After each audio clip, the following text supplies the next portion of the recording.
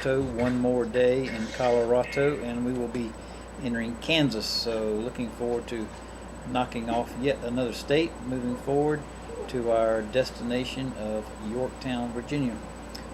Today we saw some neat creatures, wildlife we call them, because they're not in a pen. But first thing we saw today was a tarantula that was about that big,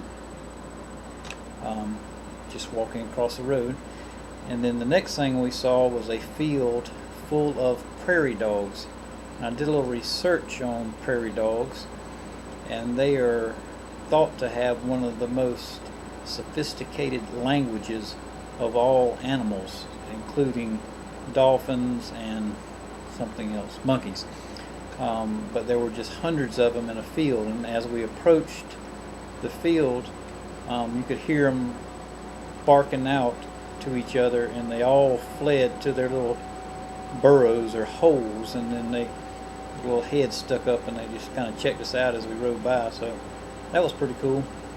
And then as we were loading up the bikes and heading back, looked over into a field, and there was two huge bucks just standing in the field. Had, I don't know how many points, but they were just, both had really large racks. So we saw some neat sights today, and look forward to tomorrow, and hopefully seeing some other creatures as we continue our journey. Hope y'all are doing well. God bless, and take care. If you say, hey, my computer runs slow. Hey everybody, I just want to say hello to you from Eads, Colorado, and this is our last night in Colorado. Then we start in Kansas. I just want to give a shout out to Mike. He is the owner of the KOA in Pueblo, Colorado. Showed us great hospitality, and appreciated the paper this morning as well. So if you're ever looking for a place to stay and you don't have money for a hotel in Pueblo, Colorado, I suggest the KOA, and great time there. So Mike, if you're watching, thanks a lot, bud, and I would like to say I'd come back, but probably the only time I'm ever going to ride my bike across the country, and I don't camp. So anyway, maybe we'll cross paths again, or I'll send people your way. So thanks again, and a lot of you have been asking about how to post on our blog. We have now fixed that.